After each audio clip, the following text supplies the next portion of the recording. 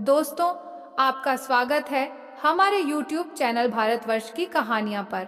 आज मैं आपको अपने वीडियो में पुत्रदा एकादशी व्रत की कथा बताने जा रही हूँ।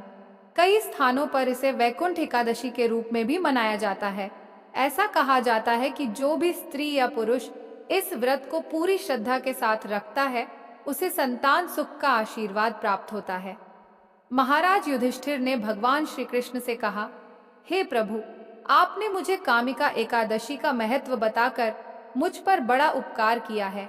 अब कृपया मुझे श्रावण शुक्ल पक्ष की एकादशी का नाम बताएं। भगवान श्री कृष्ण ने कहा, इस एकादशी का नाम पुत्रदा एकादशी है। अब आप इसे शांतिपूर्वक मनाएं। इसकी कथा सुनने से ही आपको वाजपेय यज्ञ के समान फल प्राप्त होता है। कथा इस प्रकार है। प्रारंभिक युग में महिष्मति नामक नगर में एक राजा महिजित राज्य करते थे, लेकिन पुत्र न होने के कारण राजा को राज्य सुखी नहीं लगता था। माना जाता था कि जिनके संतान नहीं होती, उनके लिए यह संसार और परलोक दोनों ही कष्टदायक होते हैं। राजा ने संतान सुख प्राप्त करने के लिए कई उपाय किए, लेकिन उन्हें संतान नहीं मिली। वृद्धावस्था नजदीक आते देख राजा ने अपने मंत्रियों और प्रजाजनों को बुलाया और कहा, मेरी यह धन संपत्ति कभी भी किसी अन्याय से अर्जित नहीं की गई है।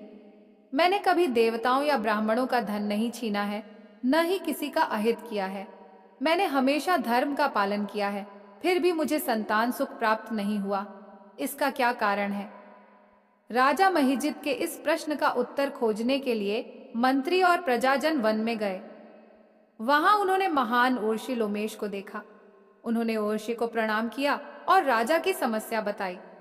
आर्षि लोमेश ने कहा, राजन, आपका पूर्व जन्म में किया गया पाप इसका कारण है। आपने पूर्व जन्म में एक गरीब और कष्टग्रस्त व्यक्ति के रूप में अनेक बुरे कर्म किए थे। एक बार जब आप भूखे और प्यासे थे, तब आपने एक जलाशय के पास पानी पीते हुए गाय को धक्का देकर खुद पानी पिया था। इसी पाप के कारण आपको संतान सुख नहीं मिल रहा है। मंत्री और प्रजाजनों ने आर्षि से इसका उपाय पूछा। आर्षि लोमेश ने कहा, श्रावण शुक्ल पक्ष की पुत्रदा एकादशी का व्रत रखें और रात भर जागरण करें। इससे राजा के पूर्व जन्म के पाप नष्ट हो जाएंगे और उन्हें संतान सुख प्राप्त होगा। श्रावण शुक्ल पक्ष की एकादशी को राजा महिजित और उनकी प्रजा ने पुत्रदा एकादशी का व्रत रखा और रात भर जागरण किया। इसके फलस्वरूप रानी ने एक तेजस्वी पुत्र को जन्म दिया।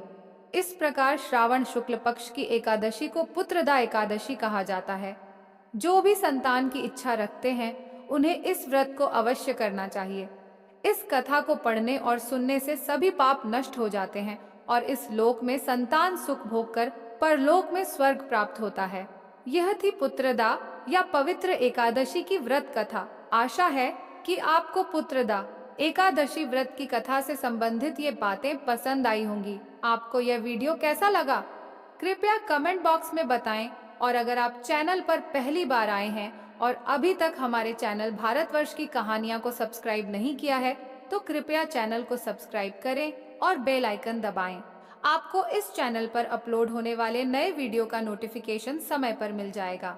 मैं आपसे अगले वीडियो में मिलूंगी। धन्यवाद।